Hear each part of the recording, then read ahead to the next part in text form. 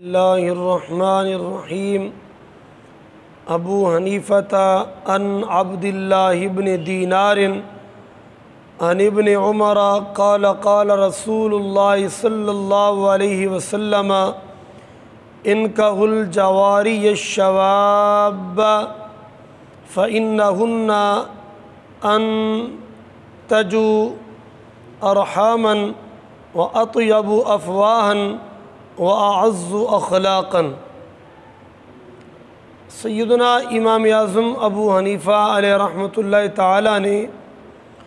اپنی مسند کے اندر حدیث پاک ذکر کی جس کا عنوان یہی ہے کہ کنواری لڑکیوں کے ساتھ شادی کرنے پر ترغیب دینا۔ رسول اکرم صلی اللہ علیہ وسلم نے اپنی امت کے نوجوانوں کو نوجوان کنواری عورتوں کے ساتھ شادی کرنے کی ترغیب دی۔ حضرت امام اعظم ابو حنیفہ حضرت عبداللہ بن دینار سے اور وہ حضرت عبداللہ بن عمر رضی اللہ تعالی عنہما سے روایت فرماتے ہیں کہ حضرت عبداللہ بن عمر نے فرمایا کہ رسول اکرم صلی اللہ علیہ وسلم نے فرمایا انکح الجواری الشواب، نبی پاک صلی اللہ علیہ وسلم نے فرمایا کہ نکاح کرو تم جوان کنواری لڑکیوں سے۔ پہلی صفت ذکر فرمائی فَإِنَّهُنَّ أَنْتَجُ أَرْحَامًا، کہ بے شک یہ کنواری جوان جو لڑکیاں ہوتی ہیں یہ کیونکہ ان کے رحم میں جلد بچہ دینے کی قابلیت اور صلاحیت ہوتی ہے۔ اور دوسری صفت فرمائی وَأَطْيَبُ أَفْوَاهًا، یہ منہ کے اعتبار سے پاکیزہ ہوتی ہیں۔ اور تیسری صفت فرمائی وَأَعَزُّ أَخْلَاقًا، ان کا اخلاق بہت اچھا ہوتا ہے، یہ خوش اخلاق ہوتی ہیں۔ تفسیر کرتے ہوئے محدثین فرماتے ہیں کہ پہلی صفت کا جہاں تک معنی ہے مقصد ہے وہ یہ ہے کہ جوانی کے سبب ان کے رحموں میں حرارت ہوتی ہے جس کے سبب نطفہ جلد قرار پاتا ہے اور بغیر کسی دقت و دشواری کے ایام حمل جو ہیں وہ پورے ہوتے ہیں اور اللہ تبارک و تعالی اس انسان کو اولاد کی نعمت سے مالا مال فرماتا ہے اور جوانی کے سبب پریشانیوں کا سامنا نہیں کرنا پڑتا، جسم کے اندر قوت توانائی موجود ہوتی ہے، اس طرح نسل جو ہے بآسانی آگے بڑھتی ہے اور نسل کی فراوانی اور کثرت کا سبب ہوتا ہے۔ دوسری صفت کا فرمایا کہ وَأَطْيَبُ أَفْوَاهًا، فرماتے ہیں وہ اس کا مقصد یہ ہے کہ وہ تندرستی کے باعث، اعتدال، صحت کے باعث اس کے جو لعاب منہ کا ہوتا ہے وہ میٹھا ہوتا ہے،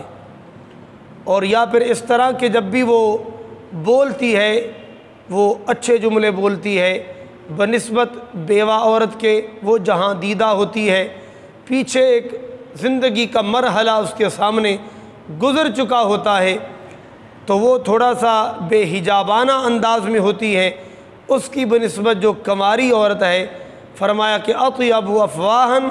کہ منہ کے لعاب کے اعتبار سے بھی پاکیزہ اور گفتگو کے اعتبار سے بھی اچھی، کہ جب بھی وہ بولے گی شرم و حیا سے اور بڑا احتیاط، بڑے خیال اور بڑے اچھے جملے جو ہے وہ زبان سے وہ صادر کرتی ہے جو کہ اخلاق حسنہ، خوشگوار، میل جول اور ان چیزوں پر محیط ہوتا ہے۔ اسی طرح فرمایا تیسری صفت ہے، تیسری صفت کا فرمایا کہ وَأَعَزُّ أَخْلَاقًا، اس کا اخلاق بہت اچھا اور پائیدار ہوتا ہے۔ یعنی حدیث پاک میں دوسرے الفاظ اس کے متشابہ ہیں کہیں کہیں پر کہ کیونکہ وہ بد اخلاق نہیں ہوتی۔ میں نے عرض کیا جس طرح کہ ایک پہلے جہاں دیدہ ہوتی ہے، متعلقہ ہوتی ہے، بیوہ ہوتی ہے، اس کے سامنے یہ بھی ممکن نہیں ہے کہ سب ایسے ہوں، لیکن بعض اوقات اس طرح ہوتا ہے کہ کچھ عرصہ ان کا زندگی کا گزر چکا ہوتا ہے پھر بھی کچھ نہ کچھ حجاب اٹھ چکا ہوتا ہے، لیکن کنواری عورت وہ اخلاق کے اعتبار سے بھی بہت زیادہ پاکیزہ ہوتی ہے، اسی طرح ابن ماجہ کے اندر اور بیہقی شریف کے اندر روایت میں آتا ہے ارضا بالیسیر، کہ جو کنواری ہوگی وہ تھوڑے پر بھی راضی ہو جائے گی، کیونکہ اس کے سامنے بھی کوئی پیچھے اس طرح کا منظر نہیں گزرا ہوتا کہ جس کو دیکھ کر وہ کہے کہ جی پیچھے تو زیادہ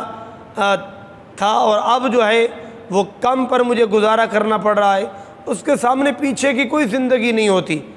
اس لیے وہ تھوڑے پر بھی راضی ہو جاتی ہے، بے صبری کا اظہار نہیں کرتی۔ اسی طرح ایک اور روایت کے اندر آتا ہے اقل و خبان، یعنی وہ دھوکے باز نہیں ہوتی بنسبت ایک جو بیوہ مطلقہ ہوتی ہے، وہ زمانہ اس نے ایک دیکھا ہوتا ہے، اس کا ایک تجربہ ہوتا ہے، ممکن ہے کہ اس طرح کوئی اس طرح کی ہو کہ جو دھوکہ باز ہو، ضروری تو نہیں ہو کہ سب اس طرح ہوں،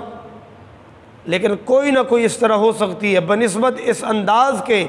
جو کنواری لڑکی ہوگی وہ دھوکے باز نہ ہوگی۔ اس کو مصنف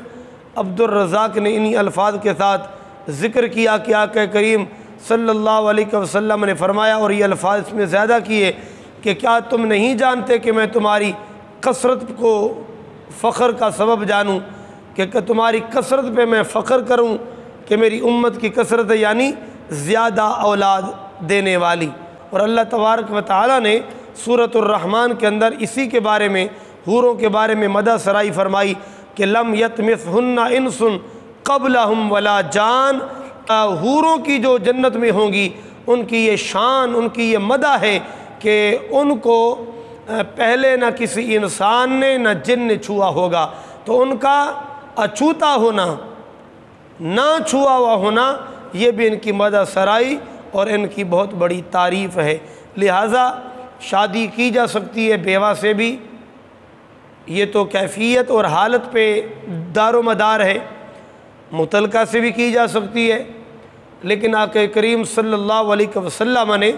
بیوہ اور مطلقہ کی ساتھ شادی کرنا منع حرام تو نہیں فرمایا، لیکن کنواری کے ساتھ شادی کرنے کی ترغیب دی۔ اس کے اندر بہت سارے پہلو ہیں، اخلاق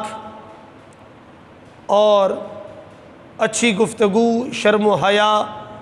اور اس کا رحم صاف ستھرا اور طاقتور ہونا۔ جو مقصد ہے وہ شہوت کو پورا کرنا نہیں، مقصد ہے نیک اچھی اولاد اور نسل کی فراوانی، تو یقینی بات ہے وہ زیادہ کنواری عورت کے اندر سے ہی حاصل ہو سکتی ہے۔ تو لہٰذا آقا کریم صلی اللہ علیہ وسلم کا یہی ترغیب ہے کہ کنواری عورت سے شادی کی جائے۔